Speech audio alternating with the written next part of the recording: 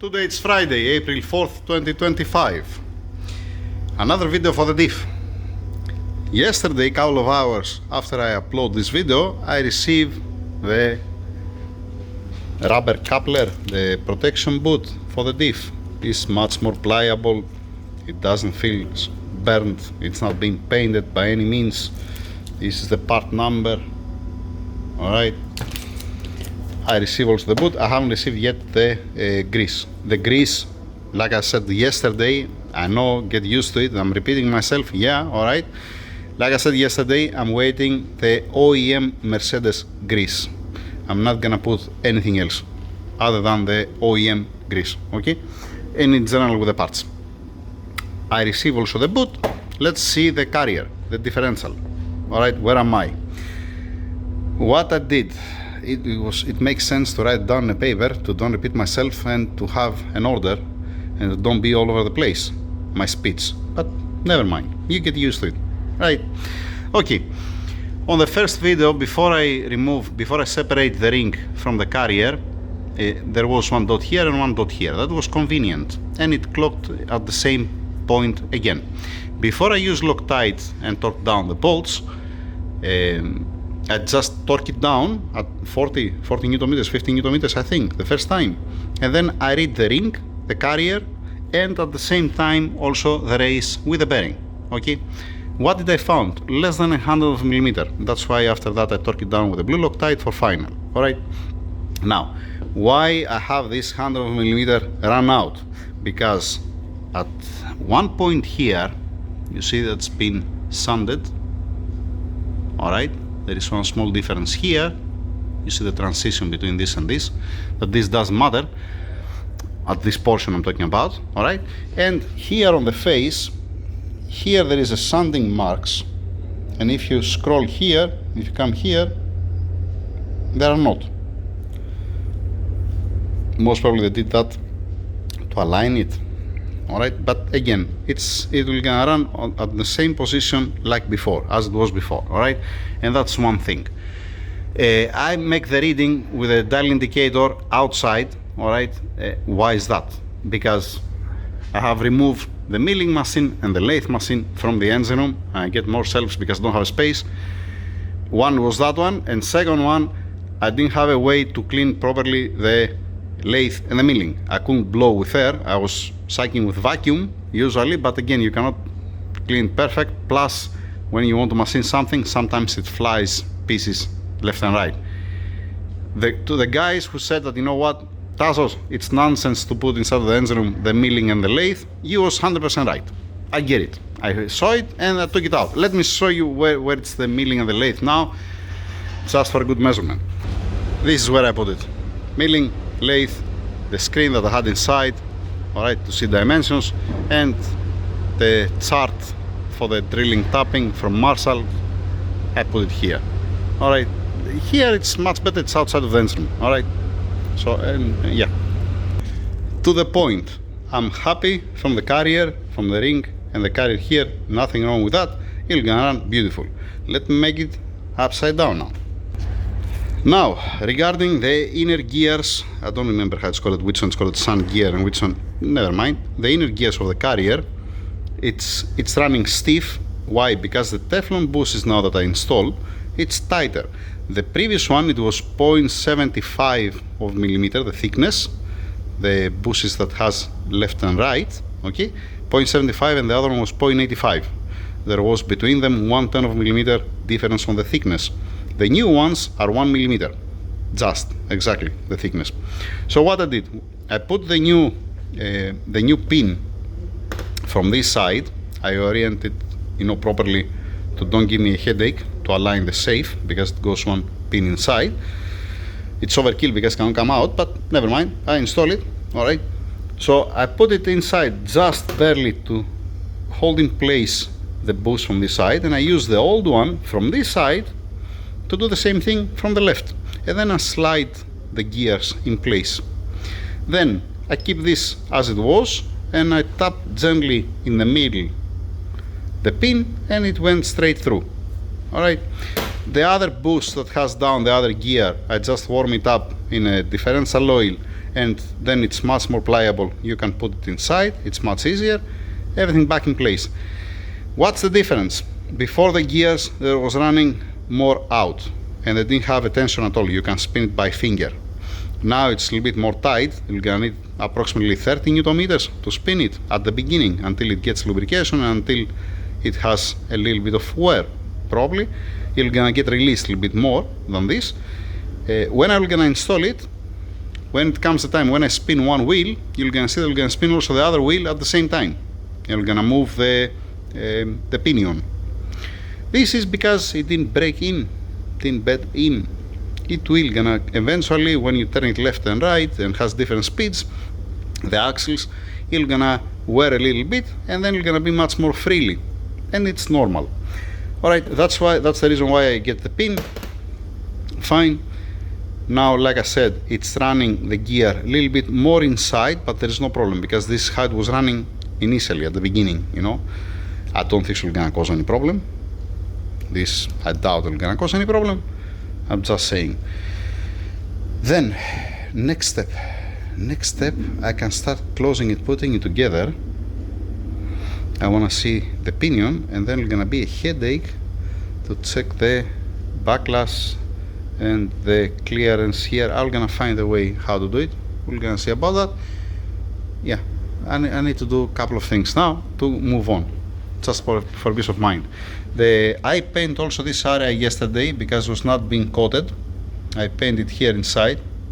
If you see the previous video, it was not being painted to be nice. I don't have any headache from the point that I'm not changing the bearings or the race. Fortunately, they're good. I didn't change the ring and the pinion to change the ratio by any means. So I'm feeling more comfortable since it was not making whining sound before. It shouldn't do also now because all the parts are in good condition. All right, just I remove the sludge and all the burn oil and all these pieces that had inside.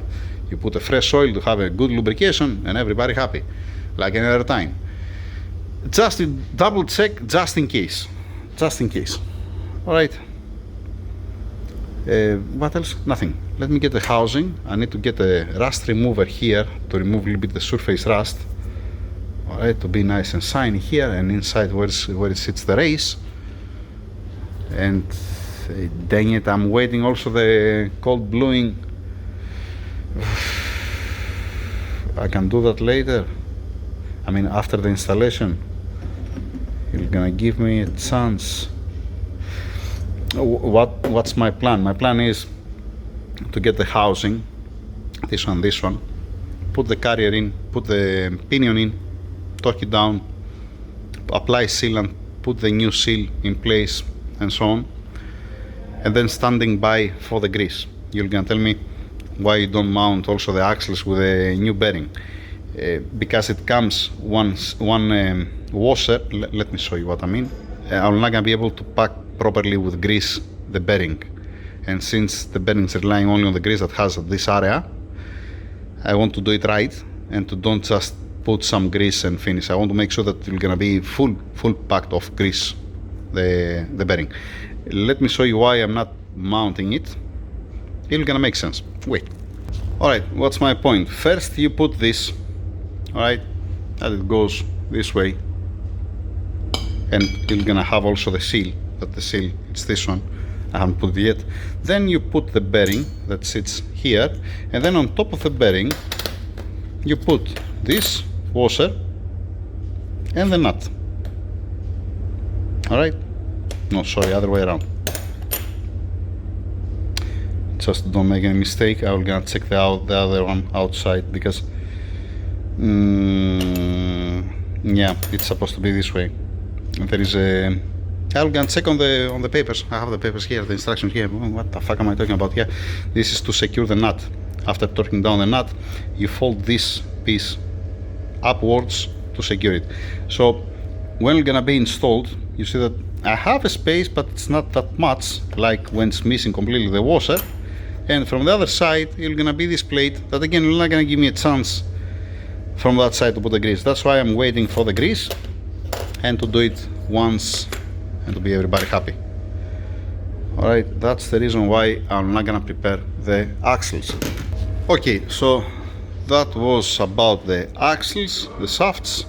Alright, fine. I cannot prepare this, but like I said, I can prepare the differential housing. With the differential, I can put it together, I can apply sealant, make some tests first to don't regret it.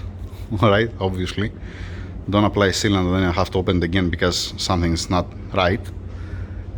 From preload, from a clearance or whatever. Yeah, I have many things to do.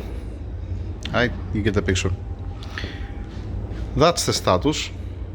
This video mostly that I receive the boot, I receive another one part, so the only thing that's remaining is the grease for the wheel bearings. Alright, and that the ring, I didn't have any problem with the ring or with the inner gears. The Teflon bushings went inside nicely. This pin, I can throw it out, no need to be here inside anymore. I'm continuing. Closing what I have, standing by, like I said, for the grease. I have an SKF high temperature grease, but it's not the OEM, and I don't want to gamble with that. I don't want to have any headache. I don't want to come after 6 months or a year and to have a failure on the bearings, you know? Just fix it once, forget it, change oil every, I don't know, 10 years, every 100,000 kilometers, depends whatever is gonna come first. And then after 20 years, you might change some seals, as an example. The rubber seals, whatever, is gonna fail. That's the thing. That's it. That's it, finish. Yeah, and like I said, once again, I'm not writing down on a paper what I have to say. That's why I'm repeating myself. The thing is, I'm not paying attention that much on the videos, that the actual job. Alright, so I make the test inside, it's nice and beautiful, the clearance is good, the gears it's not suffering, the ring it's beautiful, bearings are okay, the race is okay, I can move on. That's the point. Alright, that's it. Thank you. I didn't upload the video, and I did that because I said, let's wait a little bit, I might receive the grease. This is a lie, obviously, it's not about that. I forget completely to upload it. It's a good thing because I finally receive the grease.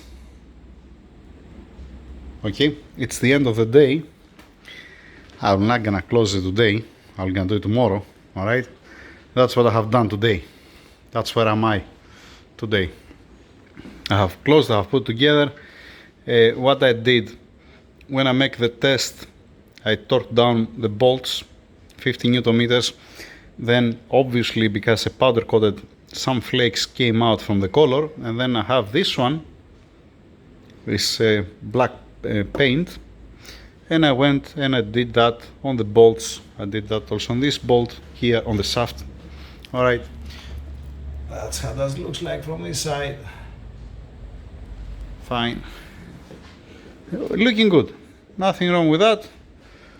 It's fine, it's total fine. I just need to continue with the wheel bearings, like I said, and the grease. And now that's the end. Tomorrow I'm gonna show you how it's gonna be. I need to clean also here the powder coating to pass the studs. Fine, and yeah, because I need to pass the cover, I might get the scissor table to be outside the tubes.